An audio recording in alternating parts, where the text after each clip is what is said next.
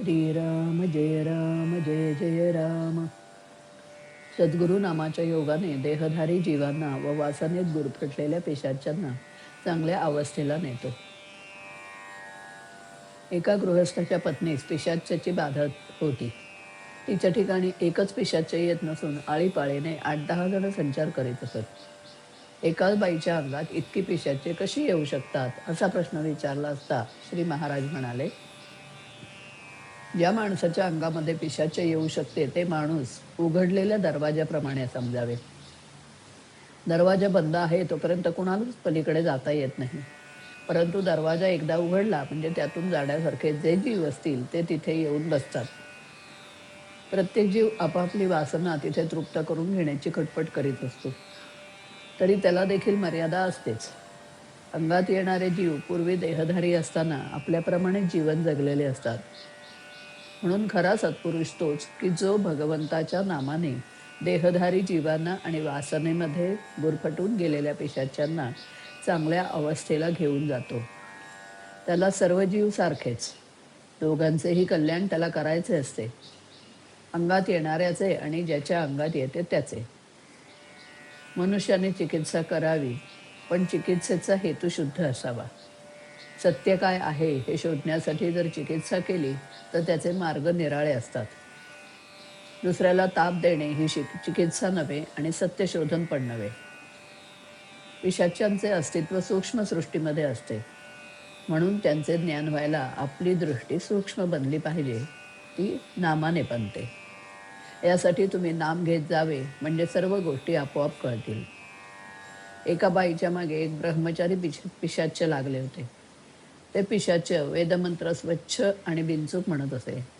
वेदसूक्ते स्वरासहित मोठ्या ठसक्यात म्हणणाऱ्या त्या पिशाच्याला गायत्री मंत्र म्हणायला सांगितला तर तो मात्र अर्धाच म्हणून ते गप्प बसे. असे करण्याचे कारण विचारले म्हणजे ते म्हणे, संबंध गायत्री मंत्र जर मी म्हटला तर मी भस्म होऊन जाईन ना, म्हणून मी तो अर्धाच म्हणतो. बघा, गायत्रीच्या मंत्राचे केवढे सामर्थ्य आहे. द्विजाने गायत्रीची उपासना केली तर त्याला इतर काही करण्याची आवश्यकताच नाही, परंतु सध्याची परिस्थिती त्याला अनुकूल नाही. त्यासाठी लागणारे पावित्र्य आणि आचरण सध्या कोणाला ठेवता येत नाही. म्हणून संतांनी दयाळू होऊन भगवंताचे नाम सिद्ध करून दिले. गायत्रीने जे साधते ते नामाने साधते यात बिलकुल शंका नाही. शिवाय नामाला देहाच्या स्थितीचे बंधन नाही हा त्याचा विशेष होय. म्हणून सध्याच्या काळात प्रत्येकाने नाम घ्यावे. जगात कसे कोणतेही पाप नाही की जे नामासमोर टिकू शकेल. नामात शेवटचा श्वास जाण्याकरता आतापासून सतत नामात राहण्याचा प्रयत्न करा. परिस्थिती चांगली आली तर नाम घेईन असे म्हणणारा मनुष्य नाम कधीच घेत नाही. श्रीराम.